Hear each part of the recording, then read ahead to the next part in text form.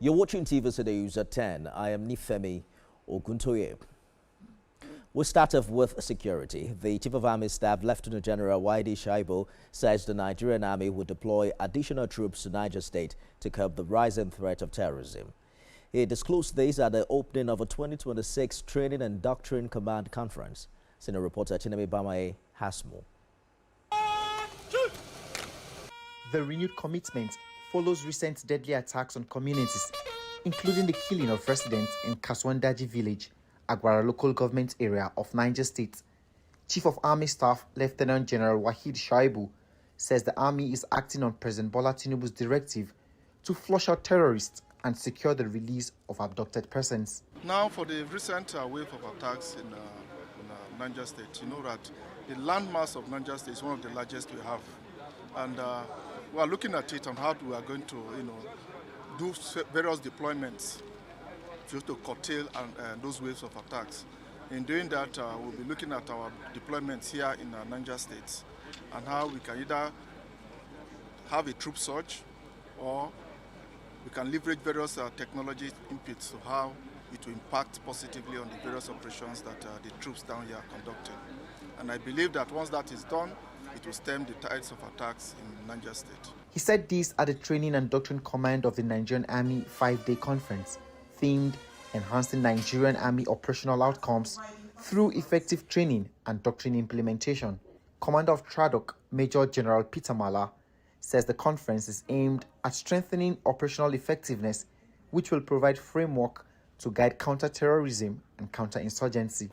Which serves as our professional blueprint and intellectual foundational, will continue to guide our training, shape our operational outcome. It is imperative that the doctrine remains dynamic, relevant, and responsive to emerging threats. While the Army headquarters focuses on policy formation, the Chief of Army Staff stresses that difficult questions must be asked to ensure training and doctrine translate into real results on the battlefield. How would you encourage adaptive thinking in the students that pass through your various institutions? What are your plans for churning out combat-ready troops from our training institutions? How do you build resilience in our troops? How do you encourage joint and most-agency cooperation mindset in the troops that pass through your training institutions? The Training and Doctrine Command is the Nigerian Army's strategic think tank. It is expected that at the outcome of this conference, the issues of operations in the Army and how the fight will be carefully taken care of. Chanemi Bami, TVC News, Mina. Joining me now for more on the development, security expert Oyekachi Adekoya. Mr. Adekoya, thank you for joining us on the news tonight. Interesting developments we're following in Niger State. Very terrible news to begin the year coming from that part of the country. The army is now deploying additional troops. What do you think happened before now with the initial deployment? Where did we get it wrong? Thank you, Nifemi. It's a very tough question. I don't think we got it wrong anywhere. Like I keep saying, we are shooting at a moving target. And the theater of warfare is also such that we're facing an asymmetric enemy in terms of formation, shape, and agility. So as the enemy is moving and adjusting, we are also moving and adjusting to the threat on the ground. So it's not a matter of what we got wrong. It's just the scale and scope of what we're dealing with. We're dealing with a nimble, agile, highly motivated, highly mobile, very nimble, flexible set of actors. In that North Central area, there are about five factions, even of JAS, and then you have the other armed criminal groups that are not aligned to any transnational network. So it's the theater and how the theater looks. It's the same local government where school children were kidnapped last year, hundreds of them. We raised the question of what happened. How did we get them back without recording significant number of arrests? And many were saying if we couldn't arrest them, it is expected that they will strike again. We had a period of about 5 days of these guys just moving around trans-borders and what have you. There's a big question about the Bogo Game Reserve, which is in Kenji Lake National Park. They say it's 10 times the size of Sambisa Forest, and it's an ungoverned space. How do we deal with that?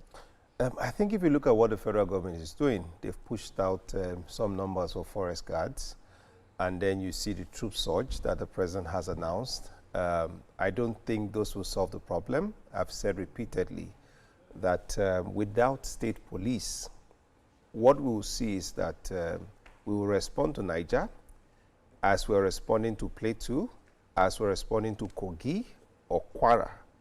We will keep being behind the curve in terms of where the initiative lies. Because the Nigerian army cannot dominate the 923,000 square kilometers that we have. And the bulk of the problem that we have is within the political economy. It's not for kinetic resolution.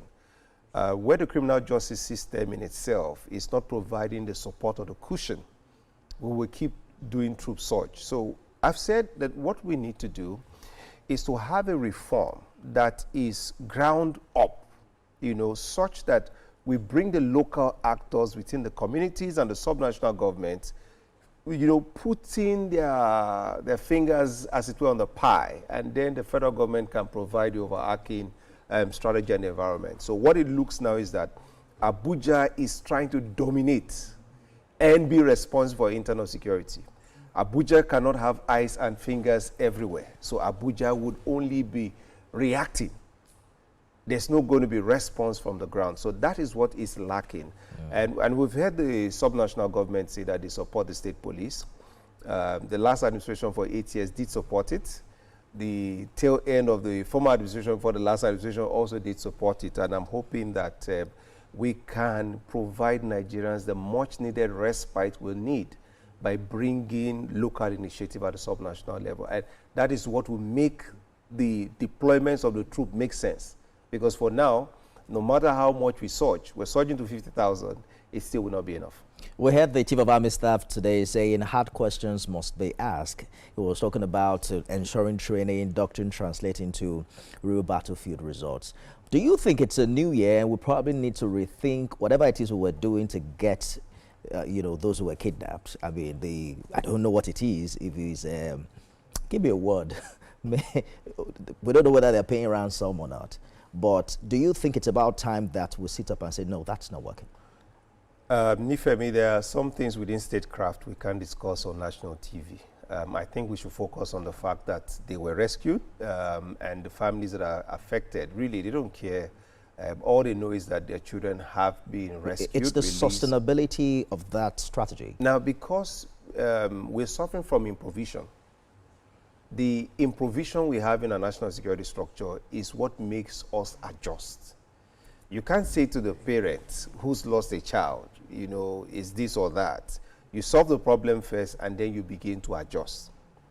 That's the question I'm asking. I mean, we've seen this play out year in and year out. Yes. Just this year, 42 men were killed in that local government area. So the question is, it's the same excuse we keep giving ourselves, that the family members of these victims, that's the only thing they think about. But Nigerians are more concerned about how do we nip this in the bud in a more sustainable way. Okay, so so that the public doesn't get me wrong, I'm not in support for any of these things. I'm saying that you focus on the outcome. So let's do a bit of outcome management. I listened to the comments coming from TRADOC, and it's the same reactive statement that we're going to, how do you troop surge? How do you do this?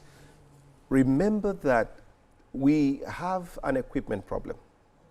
If you look at since the statements from the Americans and what has been happening with the ISR flights and then the collaboration intelligence, you clearly see that the Nigerian army and the Nigerian military or the government security forces do not have full operational visibility. Mark my word, they don't have full operational visibility of their domain of influence, okay?